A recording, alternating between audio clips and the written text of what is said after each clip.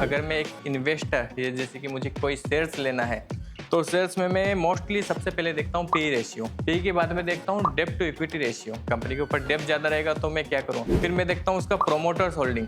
अगर कोई प्रोमोटर से निकल ही जा रहे हैं उस कंपनी में से तो मैं क्यों अपना पैसा इन्वेस्ट करूँ वहाँ पर। एज ए पार्टनर मैं भी अगर जैसे इन्वेस्ट कर रहा हूँ तो मैं एज ए पार्टनर हूँ वहाँ पर। तो अगर कोई प्रोमोटर्स अपनी होल्डिंग धीरे धीरे कम करता जा रहा है तो मैं वहाँ पर क्यों जाऊँ। फिर मैं अगर आगे जाता हूँ तो उसके अंदर देखता हूँ कि उस कंपनी का सेल्स बढ़ रहा है कि नहीं बढ़ रहा। अगर सेल्स घटता जा रहा है और प्रॉफिट धीरे धीरे बढ़ रहा है तो मतलब यानी कि कंपनी के पास धीरे धीरे सेल्स ही कम हो जा रहा है तो वो ज़्यादा अर्निंग कर ही नहीं रही। और फिर मैं जाता हूँ उसका प्लेजिंग की तरफ।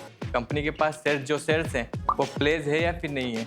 अगर किसी कंपनी के पास प्लेजिंग जीरो है तो मैं वहाँ पर इन्वेस्ट करना चाहूँगा। और मैं देखता हूँ कि उसका प्रॉफिट क्वार्टर और क्वार्टर बढ़ रहा है या फिर नहीं बढ़ रहा।